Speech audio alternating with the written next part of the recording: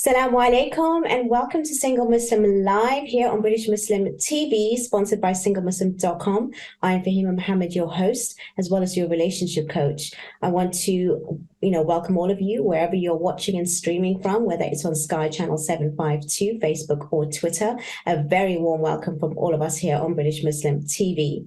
I would also like to invite you to also join the show and have a discussion with us, whether it's to do with your issues, comments, or any queries, or even just a story around the topic that we're going to be discussing tonight. And you can do so by dialing directly live to the studio on 01924231083.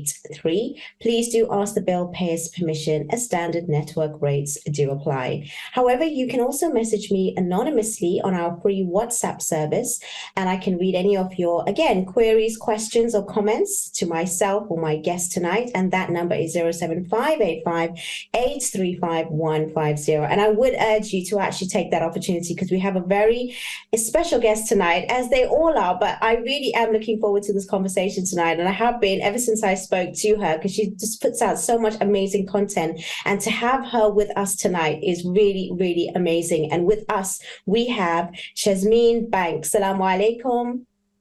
Alaikum salam. Thank you so much for having me.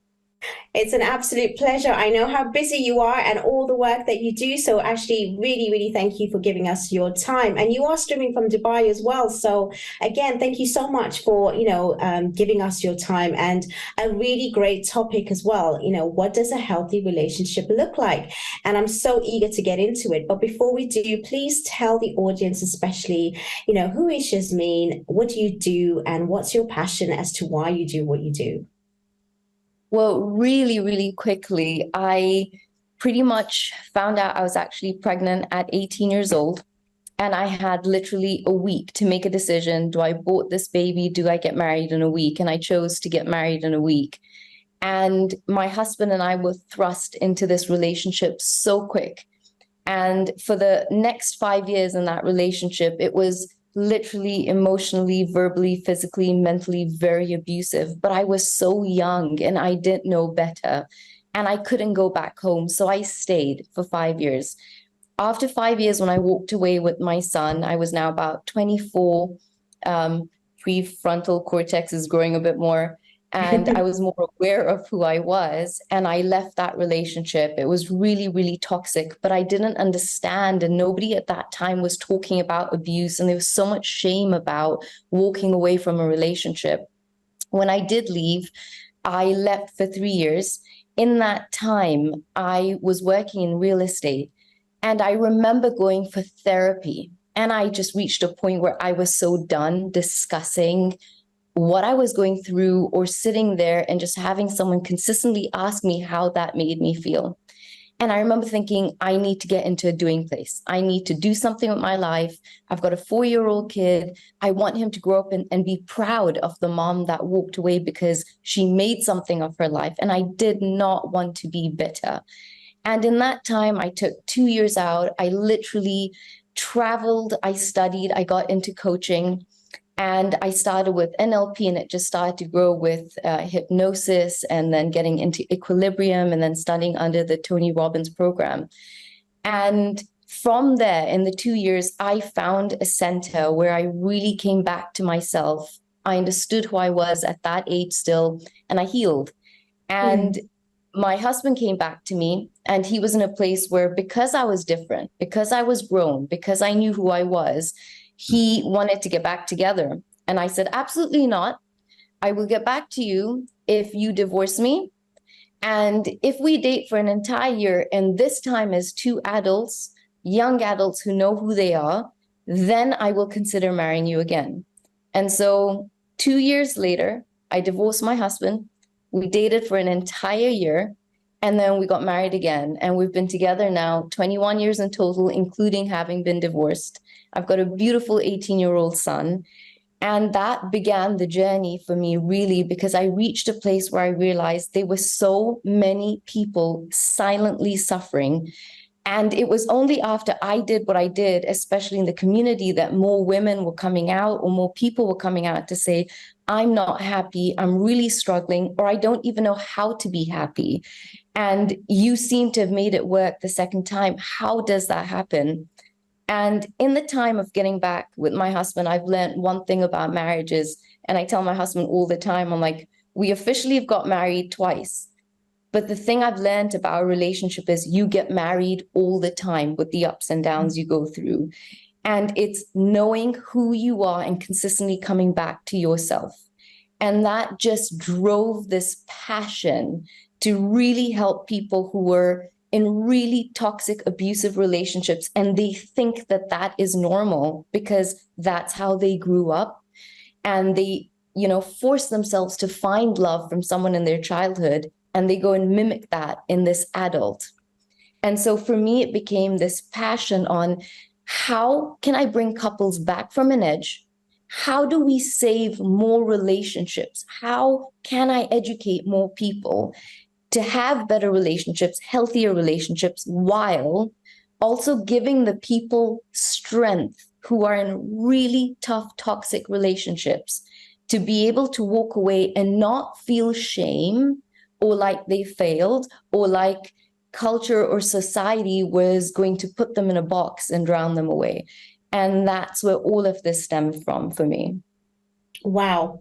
I was not expecting that introduction, but I'm completely blown away and extremely inspired, even more so now. And I also want to say thank you so much for sharing your personal story. It is not easy to do that with anyone, let alone, on a live platform. And I'm really grateful that you do find it safe to speak with us tonight about this. And I think these stories are really powerful because, like you said, there's so many people out there who are struggling in silence. So when we do have these real scenarios, and I know that you come from a professional point of view, but knowing that, the reality of life is something that we do need to share. And that's why we sometimes have to understand that adversity and challenges only help us grow. And this is, a great sort of example of that. So again, thank you so much for sharing that. I have so many questions. I don't even know where to start, but I want to start from the fact that you obviously went back to the same relationship. And even though you mentioned at the beginning that it was quite abusive, like a lot of people do find that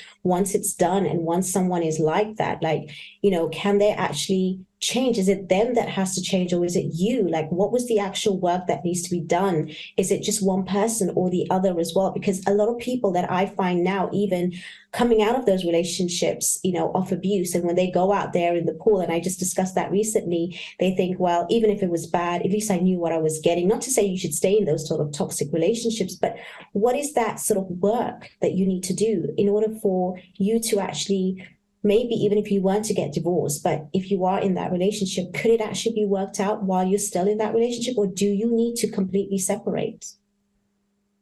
Ooh, that is a powerful question, because I think it really depends on the relationship you're in. I left because there was physical abuse. There was emotional abuse. I was with someone at that point that was just not willing to see who they were or what they were doing was wrong. And I think it goes for people. I feel if you're in a physically abusive relationship, you've got to get out. And then there's so much empathy to telling somebody that, because I work with people on a daily basis where the more you try to push someone to leave, the more you scare them and they freeze and they cannot leave. So there's a gentleness to really having people feel there's no shame if I have to take a break. I rather a couple separates, breathes, understands where they are in the relationship and what's going wrong, and you rather separate than go for a full-blown divorce. If separation can save your marriage, I think that's the most beautiful thing you can do. Because I feel a lot of people, we get into relationships, and then in the romance stage of a relationship, which is 2 months to 2 years or so, this is when people settle down with, I want to marry you, I want to have your children, I don't care anything that goes wrong in this relationship, we can get through it together. But you're so full of dopamine and serotonin and oxytocin, and nature is just priming you to be able to be in a relationship, to be able to make it work so you can mate, so evolution can take place. And you're following nature. But nature finds the most beautiful way to pick the most incompatible person for you. And you cannot see that for the first 2 years because everything is masked. It takes a lot for people to be vulnerable and for you to understand a relationship is truly a relationship when I can see the ugly in the other person, when I can go through highs and lows with the other person, but we are there for each other. No matter what we go through, we stop and pause to be able to understand we're the team. And whatever is triggering us, our win is we love each other. We want to make this relationship work. How do we do it? And I think when 2 years goes by and you suddenly wake up from this love hangover, you're suddenly in a place where you're thinking about, it was so easy at first. I didn't have to do anything. Why am I in a place now in this relationship where I have to explain myself or I have to separate? Or is it toxic? Is it not? Is a couple of fights That is a toxic? question. That is a very good question, which I want to ask you as well, because of course it's very obvious with certain abuse, like you mentioned, physical abuse, or even some of the emotional abuse. A lot of people can understand and handle that is toxic, and we do need to maybe readjust our arrangements. So how do we know if you are in a toxic relationship? Because even that word is thrown around a lot, and it could be a very easy excuse, or it could be something where it's represented. Well, beautiful questions. The first thing I'd say is a lot of people need to be able to understand what a healthy relationship looks like, because it's very easy to allow boundaries to slip, to let a toxic environment build. But if you understand a healthy relationship is with somebody you can trust, you can feel entirely safe with, respects you, pushes you to grow, doesn't want to pull you away from family or friends, is somebody that literally is your supporter. They are your raving fan. And a healthy relationship consists of people who absolutely love each other, have compassion for each other, but they argue. They have low moments. Sometimes they go to bed and they don't talk. They're not the perfect couple that says you don't go to sleep, unless you solve it. Sometimes it's better to go to bed. It's interesting you say that, Shazmeen, and I'm going to stop you there because we are coming on to our first break. But I'm going to definitely question you around that because, again, it depends on also how often is that sort of argument, how, it's affecting you. So, inshallah, we will be back in a few seconds. Please don't go away because we're having an extremely interesting conversation, and I would love to have you join us back after the break. Please do stay with us as we have so much more to discuss with Yasmeen, and we will see you in a few moments. Take care.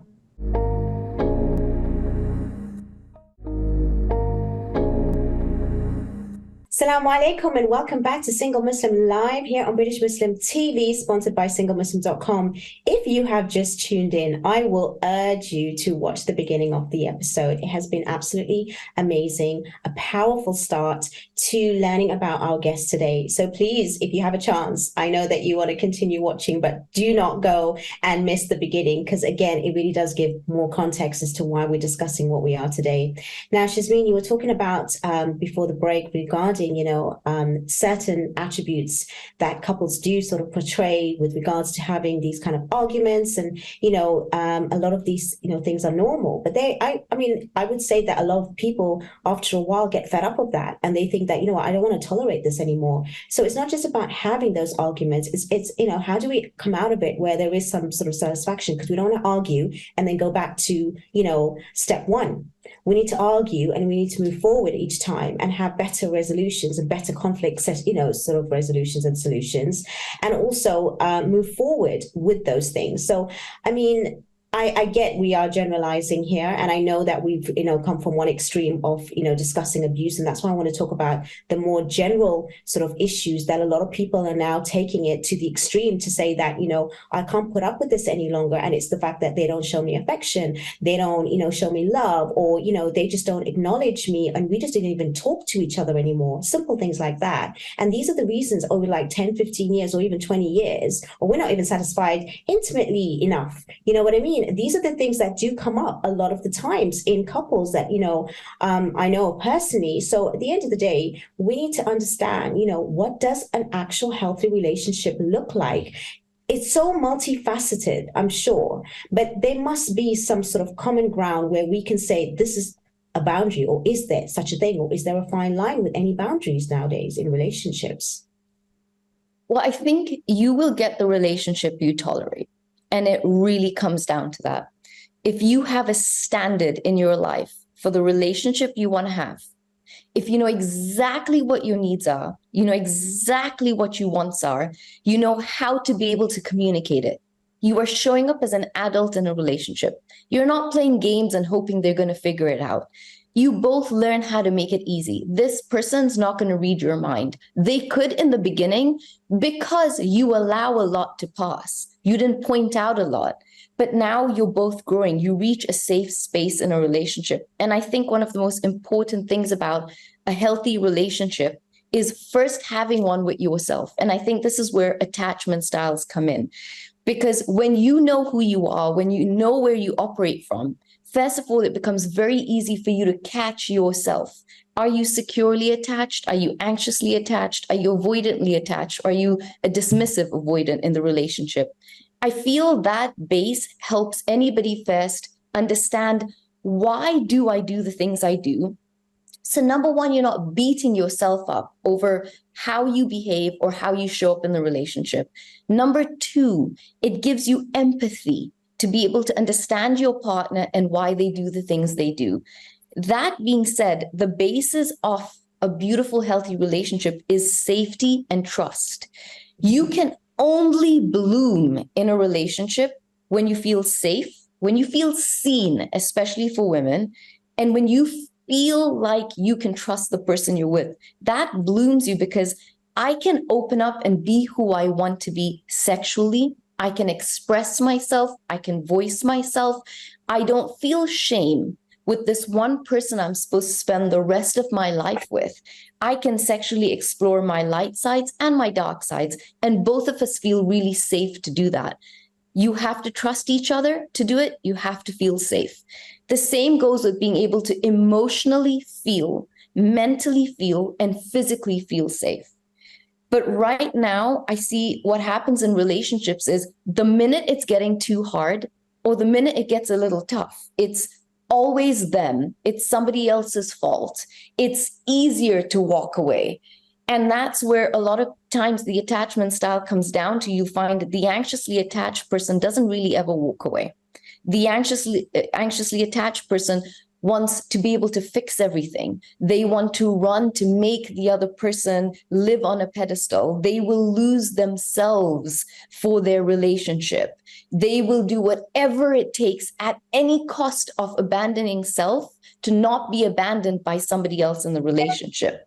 Then you end up wondering, why is my partner running away? Why do they not show up? Why do they clam? Why do they isolate? It's almost like they're this turtle that goes into this shell. They give me breadcrumbs, they hide away. And I feel when you don't understand your attachment style, sometimes you can turn around and say, this person's toxic, they're not good for me. I've tried for so long, they cannot open up. I feel when you learn the most common attachment style that just has people butting heads and very confused about why they stay in the relationship, one person's easier to walk away, is by understanding anxious and avoidant attachment. Because secure people have a healthier relationship. Secure people operate very balanced from the right and the left side of the brain. When they're in argument, the right and the left side of the brain both work together to be able to help conflict resolution. When you have somebody like an anxiously attached person having these consistent arguments, they freeze and shut down because the left part of the brain sort of doesn't operate as sharp. It's not as logical. They operate from the right side of the brain, which is hypersensitive, which is slightly aggressive, which is screaming, protesting, wanting this person to see them and love them. And you have an avoidant person who operates from the left side of the brain, which is logical. This is why they're great in business, and the anxious is great in creativity. And now you have two people butting heads, and you end up feeling like, am I in a relationship that isn't working? And I feel that the more you learn to understand the base of who you are, and the other person can understand the base of who they are, you now have empathy in the relationship, which I think sometimes gets so lost. We are so quick sometimes to put people in a box of toxic, to put ourselves as the better person. The biggest thing I see when I'm working with couples is somebody comes into the session and says, now fix them. I'm perfect. I haven't done anything wrong. I show up. Mhm. But the truth about a relationship is two people being able to first see what bad habits are we both bringing into the relationship. Where do you feel safe or unsafe? We might have toxic tendencies now, but we can recognize our fights are wrong. The way we end our fights are wrong, but both of us want to learn that. We love each other to not leave each other feeling in the place that we do. When you're in a toxic relationship, you're with someone who absolutely cannot take responsibility for what they do. They don't take responsibility for hurting you. They're great at apologizing, giving you the breadcrumbs to feel better things will change, but you never ever see change. You are the person that is settling in the relationship because that's your standard. Your standard is a couple of breadcrumbs, or if you shout and stamp your feet, you get slightly bigger breadcrumbs, but you settle. Do you not think, And though, in certain circumstances, it's I understand how you discuss the attachment styles and how we are, brought up, which will take place in our adult relationships. But then there's also circumstances aside from that, because I've dealt with certain cases where, even whether it's, whatever attachment style they have, but that's not the reason why they're staying. They're staying because it's, for the children, for example. Or is that just an excuse and a cover up? I feel children's the biggest cover up, and I feel that sad because I feel you mostly find avoidant people don't tend to think I need to stay for my child. They're the first people to run away. You'll find anxiously attached people will find any excuse to tolerate bad behavior because you make any excuse possible, hoping that if your partner sees you've given up and lost enough of yourself in this relationship, then I have a right for you to stay. So it's almost sometimes like the anxious person can manipulate an avoidant to be able to say, I've lost so much of myself. I cry, I beg you. I've made more sacrifices than you could ever make, than anyone would ever make for you. And one of them is children. And I feel people don't realize children see everything. They notice everything. They become hypersensitive to parents watching how they behave, how they interact, how they're talking. Mom went to talk to dad. He was rude. Dad shouting. I'm hearing mom and dad fighting. So you confuse children. And now we're helping children develop a different kind of an attachment style. And they're going to go and find the partners that we settle for in a relationship, thinking that's normal. And when I talk to certain men or certain women and I say, you want to stay in a relationship for the child. So the child then should get a fair play. If you want to stay in a relationship for the child, make it a healthy environment for the child. Be two grown-ups in that, two adults in that relationship that understand the child comes first. What does the child need to thrive in this environment? Secondly, our child is going to pick either who they're going to marry. It's going to be mom or dad's behavior. So we have responsibility as adults, but so many people are scared that if I leave, what am I going to do to my child? I've worked with countless teenagers, countless people who are now 35 who say, I wish my parents left because the burden they have put on me because they stayed for me is unfair. I only wanted to see mom and dad happy. And so I think that's the biggest thing is for people to recognize the good intention is I want to stay because I love my child. But then you've got to be able to think, what environment am I allowing my child to grow up in? If as a woman, I stay with a man who's not present, who treats me a certain way, am I teaching my daughter that's who you go and attract? Mm-hmm. Because I'm teaching her that's love. Am I doing the same for my son? Am I teaching my son how to treat a woman? How to respect a woman, how to be beautiful and kind and caring and selfless to another woman because he watched dad treat mom that way. Wow. You really have highlighted so much. And I think people that are going through whatever they are right now, and if they are struggling, I honestly urge you again to watch from the beginning because there's so much that you can take notes from.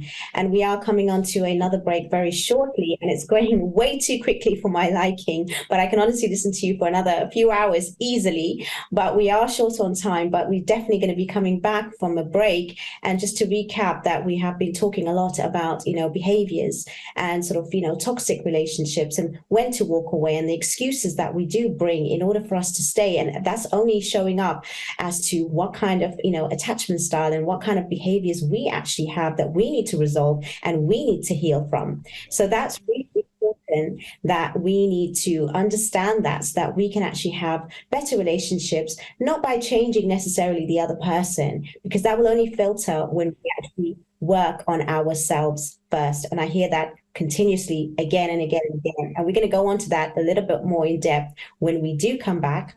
So please stay with me. Do not go away. And I hope to see you when we come back from this very short break.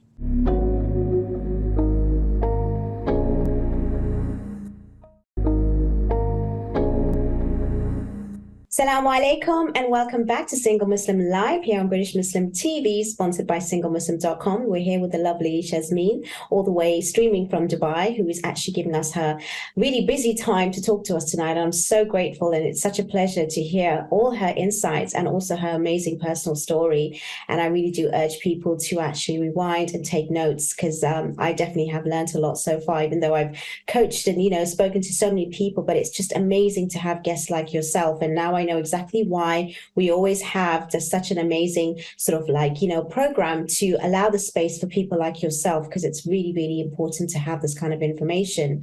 Now, it's okay when two parties want to work together and they both want to have that relationship work, but what if one doesn't even see there's a problem? Or even if there's some sort of mental issue in one of the partners in the relationship and, there are sort of maybe, circumstances like that, what does one do in order to make that work? Can one person doing the work themselves still, continue in that cycle and in that wheel? I can tell by your smile, but anyway, you're going to give me some real good answers on this, because we have a lot of couples that come and it's always the one person that feels there's a problem and the other one doesn't even recognize it or wants to avoid it or thinks that, what, we don't need to speak to anyone about this. So what would be your answer to people like that? I mean, do they need to sort of walk away from that relationship to wake them up? Well, here's the first thing I'm going to say. People know. People know, because they were somebody in the beginning and they played the game very well. They attracted the person, they dated them well. They were soft, they were kind, they were caring. There's a reason somebody fell in love with you. So people are aware. They might not be aware to exactly what tendency or why they pull away. Sometimes you have avoidance that beat themselves up so much because they cannot understand, why can I not emotionally regulate? Why can I not emotionally reach out to my partner? I know what my partner wants. Why can't I do it? And that's why understanding a base, of your attachment style builds that empathy. But I feel when you look at just the basic of a relationship, if you are with somebody, first of all, recognize that the person you're with should not be stonewalling you, should not be giving you the silent treatment for 2 to 3 months or for a couple of weeks in a row. The person you're with should not be attacking your character. The person you're with should not be isolating you from people around because they need to be able to control you. The person you're with should not be telling you to stop working and sitting at home. The person you're with wants to always see you win, and they're always thinking about, how can I do that? What happens in so many relationships is when you don't know who you are, when you don't know yourself, and you tolerate certain things, you enable bad behavior. And when you enable bad behavior, somebody's going to feel this was okay in the beginning. There were no boundaries. I could do what I wanted. I could come in the relationship when I wanted. I could shout. I could be moody. I could tell you off. You were my full access to manipulate and control. And that's the big distinction with a healthy relationship. People have normal problems, but no one's going to attack your personality in that. You're both recognizing we want to win the argument as opposed to me against you. So people do know when they're doing something wrong, but you always have a choice. you're always going to have one person in the relationship. Very often, it is the anxious person that will find all the information, wants the avoidant to read it, wants the relationship to work, has this high standard for where it should be, doesn't necessarily sometimes feel they have all the emotional capital to do it because they're losing so much of themselves in that relationship when they stay anxiously attached. But you will find that you have few choices. Either you stay in a relationship and you lose your voice because you're too scared to lose the other person, and they know it, so they take advantage of it. Or you have a voice, you feel whole and in control and in your core, either in your masculine or your feminine energy, and you understand your rights in a relationship.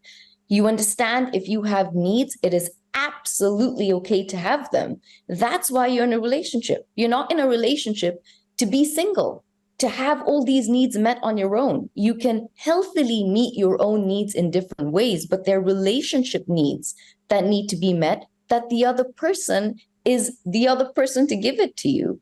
So you can choose to be able to say, I know who I am, I know what I want, I know what my needs are, and I'm going to give this relationship fair time and compromise, because relationships are work, but the other person's working with me to be able to do this.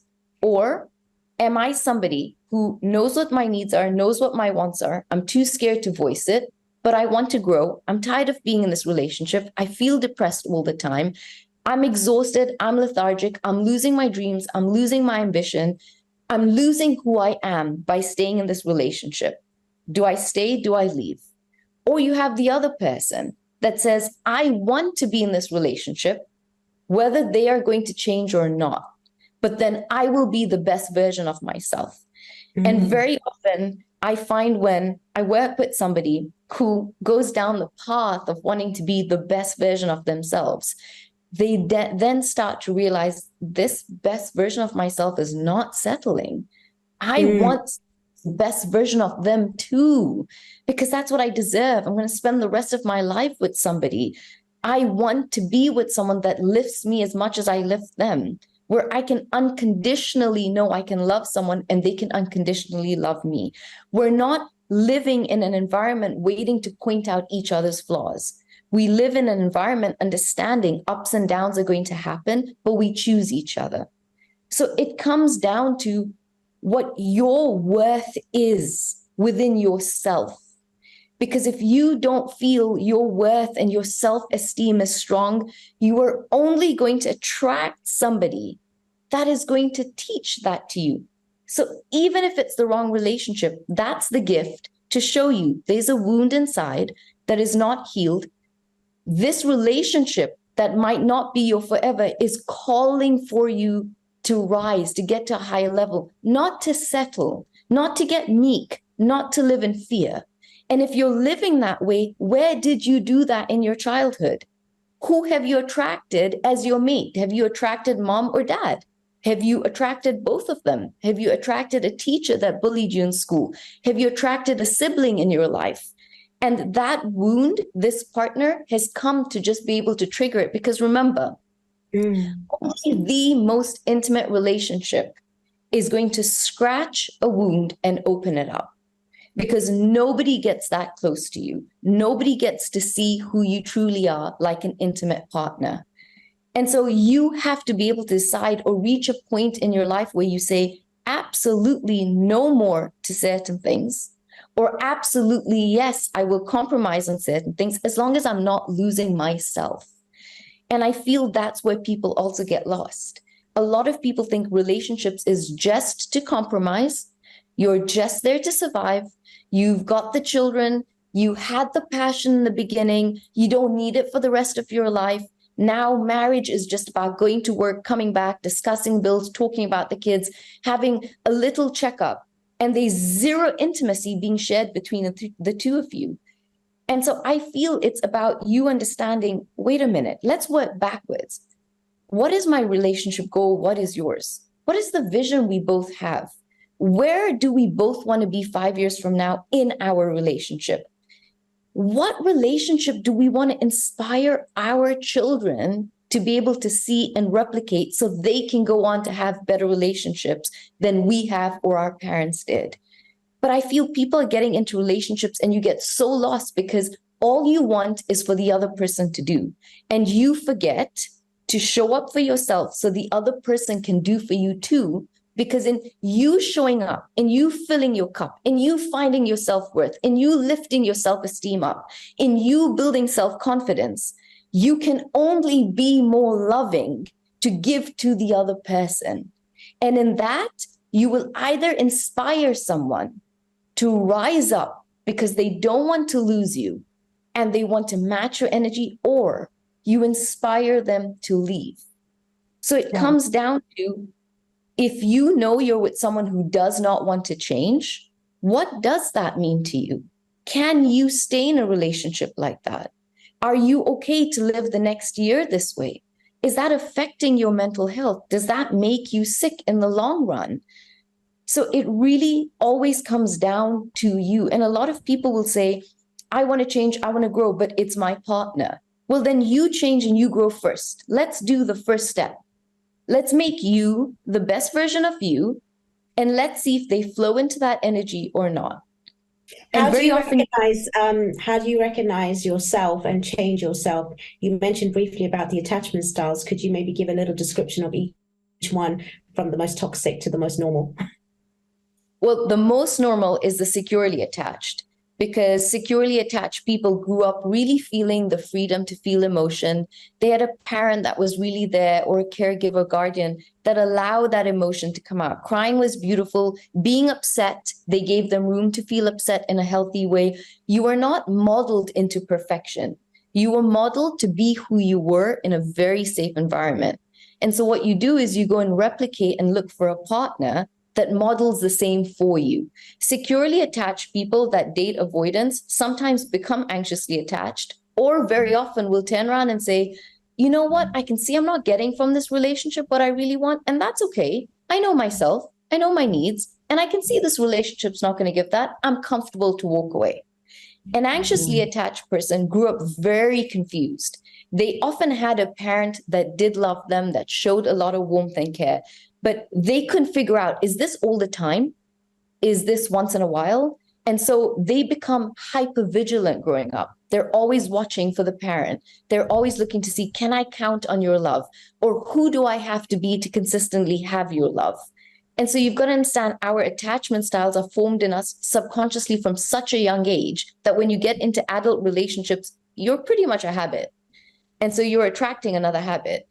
And so as an anxious person, you are hypervigilant, you are on edge, you will go to the risk of abandoning self as long as you don't get abandoned, which is the irony, because the avoidant person does the same thing. The avoidant person pretty much grew up with a parent that really made them self-reliant. You know, I was there, I probably showed up to, your school meetings. I was not abusive as a parent. However, as an avoidant parent, to an avoidant child, I didn't know what to do when you got emotional. I'm there, I can cheer you on, I can tell you do great in school, but when it comes to emotions, I don't know how to handle these. And so I teach you how to be very alone as a child. I teach you how to self-rely. Well, Jasmine, again, I'm going to stop you there. We're going to continue after the break. It's just so interesting to hear you speak. And you know what? I'm really happy that we've still got you for the next part of the show. So please do stay tuned, as we are going to be coming back and we're going to be continuing our conversation. And again, like I said, I can speak with you for over an hour, but we will be back in a few moments. Stay with us and we'll be seeing you in a few seconds. Take care.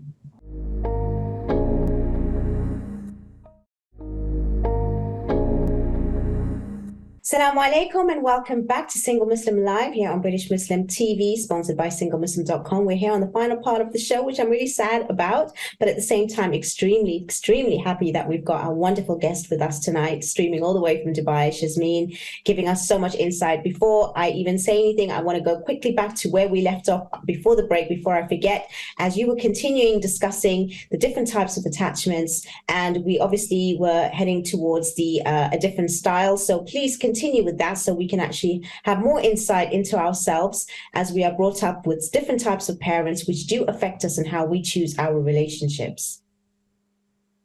Definite. So we were at avoidance. Avoidant attachment literally is this child that grows up very, very self-reliant. They have to put themselves on a pedestal. Nobody's emotionally there for them. They've tried to reach out for emotion, but they're pretty much the child that's told, don't cry, toughen up, get on with it.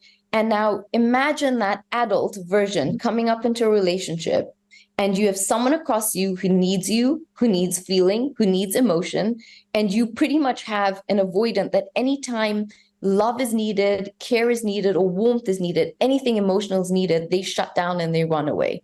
And you have then the anxious person who is looking for warmth, looking for love, looking for constant validation, reassurance. They've not learned how to do that for themselves. So they rely on somebody else to give that to them. An avoidant person is going to feel completely confused in a relationship because they're thinking, my entire life, nobody's needed this from me. I don't even need this from me. I survive from my head. I operate from my head.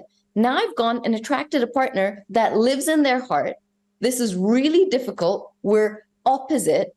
And this is the thing about what I think is so beautiful, is because the avoidant craves, they admire the softness of the anxious. They admire their ability to feel all these emotions. And in the beginning, it's beautiful. The anxious loves the stability of the avoidant. You are grounded, you are secure, you're charming, you're charismatic, you're, in this one place that can hold me. And suddenly now the anxious wants more, which is a deeper relationship. And the avoidant thinks, wait, arm's length has worked all this time. We haven't had to go into deep emotion. Who I was enough. And this is why when you understand the complexity of attachment styles, you have so much empathy that it doesn't just work in telling people leave or stay or the simple black and white advice. I think relationships are absolutely gray. Everyone's relationship is so unique. And so it comes down to being able to understand, okay, this is why the avoidant does what they do. This is why the anxious does what they do. And the ultimate goal is to be able to reach to be a secure person. So to be able to understand, what are the traits secure people have? How do they behave on a daily basis? How do they regulate emotions during conflict? How do they come together as a couple? How do they take space in a relationship without one of them feeling unloved in that process? Because the avoidant looks for space, the anxious looks to fill the space. And so both of them are deeply in love, stuck in a power struggle stage of a relationship, wanting to make it work, but feeling like they're doomed from the beginning. And this is when it's beautiful to be able to help people understand you are more than attachment style. You are more than what happened to you when you were young. The relationship you're in right now is calling something from you. What is it calling from? Is it calling for you to grow with this person? Or is it calling for you to recognize there's some people that cannot change or do not want to change? And then to be able to be, I think, soft with people who understand I have to leave. Because I feel people go into a bubble when they're in a relationship and they know this relationship's been over for a long time. I'm trying to live with potential. I want this to blossom into what I want it to blossom into.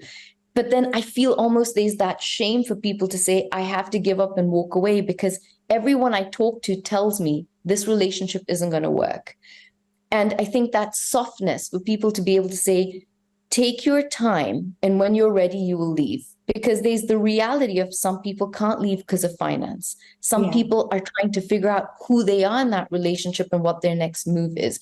It's not as simple as this relationship isn't working, just leave. Sometimes I have seen the relationship doesn't work for a year or two, but then when you get the help, when you get the knowledge, when you choose to make it work, it can bloom. So it's about understanding and communicating. Do we love each other? Are we willing to show up? But I think relationships take bravery, and it takes one person to be able to be brave enough to say, no more, I'm not tolerating, or this is what I want. It's not an expectation. Let me give you my deal breakers. Let me tell you in detail what my needs are and how you can meet them. Don't worry about being Sherlock Holmes. I'm going to help you there. Let me tell you exactly what my needs are, my wants are, how you could meet them, and then tell me the same. Let's understand where we are in our lives. Can we meet it and how? How do we date again? How do we bring the passion back into the relationship again? How do we become the couple that goes from no sex to having sex to making love to being connected? How do we go from the couple that couldn't touch to touch? How do we go from the couple where looking in your eyes, you know what I'm thinking, and you become my safe house again? How do we go from a couple that can understand we've gone through so much? It doesn't mean it's over if two people still want to make it work. And I think the message is, don't feel that you're in a box, that if the relationship is hard right now, it's over. If it's abusively toxic, if you're with the narcissist, if you're with someone that is there to control you, where you feel you're absolutely losing who you are, get the help and be able to find the strength to be able to leave. Because there's so much information out there now that helps you determine where you stand in a relationship. But I think too many people give up when it gets hard. And then what is hard?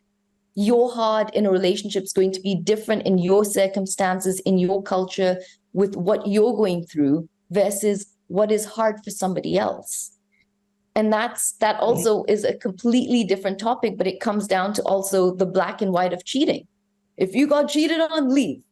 But then there are people who make that absolute unfortunate mistake, but then there's a way, if there's remorse and they want to make it work, a million relationships flourish after that. So it's being able to look at your situation and asking yourself, I'm in a relationship with somebody.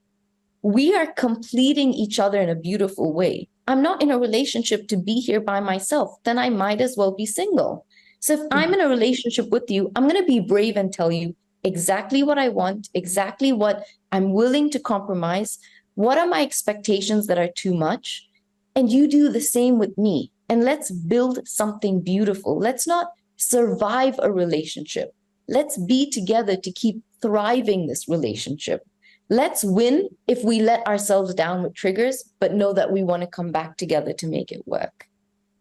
Wow, Shazmeen, that's absolutely brilliant and so phenomenal. Really interesting, perspective that you do bring. I don't want to wait till the very end of the show. So if people are struggling out there, where do they find you and how can they reach you? Because I think that your work is phenomenal. And I think that, you do bring a different side of what you do, not just because of your profession, but also from your personal experience. And I think that journey alone in itself is such a success. So it shows that even if you are going through such adversity and challenges, coming out the other end is a possibility and there's so much hope. And that's what we need to see and hear. And you are a living example of that. So how do people reach you? Well, you can find me on my website, which is www.shazminbank.com. You can find me on Instagram at shazminbank, on TikTok at shazminbank, where I post almost something every single day for you to grow and learn from. And then you can always reach me if you ever need help one-on-one. And it would just be a pleasure to work with you alone or as a couple. What are the most prevalent cases that you do sort of see nowadays with couples that are coming to you with issues? I know that, again, it's quite a lot, but what is it that you would see? Funny enough, I'd say probably in the last 3 to 5 months, it's been cheating. I've seen a lot of people who actually want to make the relationship work when there has been infidelity, and they're just absolutely lost on how to be able to do that. And that's the biggest thing I've been able to notice, is that's been a constant flow. The advice out there, I think sometimes on just leave when it's happened, it is heartbreaking, because there are people who, these are mistakes that should have never happened, but they happen, and you can grow to have a beautiful relationship after that. Sometimes I work with couples and I say, if you've come from infidelity, hey, now you get a chance to start all over again. So make sure now you know exactly what you want and let's make sure you get the relationship you both want. I love that, because, a lot of the times we do label people for life and we are judged prosecutor, and, sort of like we basically condemn them for life. And, especially when it comes to sort of relationships, there's a love and hate, most definitely a very thin line between it. And I think a lot of the times it's getting the wrong advice. And I think definitely when it comes to relationships, not very many people, regardless of the label, are very qualified to actually give that. And again, they're talking from their own personal experience, not necessarily understanding human mind and behavior, the techniques and the psychological sort of like, triggers and the kind of, psychological trips that we all have as humans. Because like you just mentioned, we are just human trying to grow. And there are certain things that come up for us and show up for us, most importantly, when we are in those romantic relationships. So I think, what you've said and highlighted has been absolutely unbelievable and so insightful and really golden gems, completely and utterly, unmistakably the most, really successful information that I can see right now that's out there. And I would definitely recommend Shazmeen, to actually coach you, listen to her content, even if you can't take those steps straight away to commit to it. But how is important, before we end, we've only got a few moments, I just want you to, have that moment to give some last few words to anyone out there who may be struggling or, thinking of, what shall I do? Should I go and even seek some advice or just let it weigh out? I think the one thing I would tell you is nothing is going to be scarier than being in love. Nothing is going to be scarier than being vulnerable. And my biggest gift that I tell everyone is be you. Don't allow the relationship to make you who you're not anymore. Don't allow a relationship to pull you away from your essence. If you are a giver, if you are a lover, keep being and doing who you are.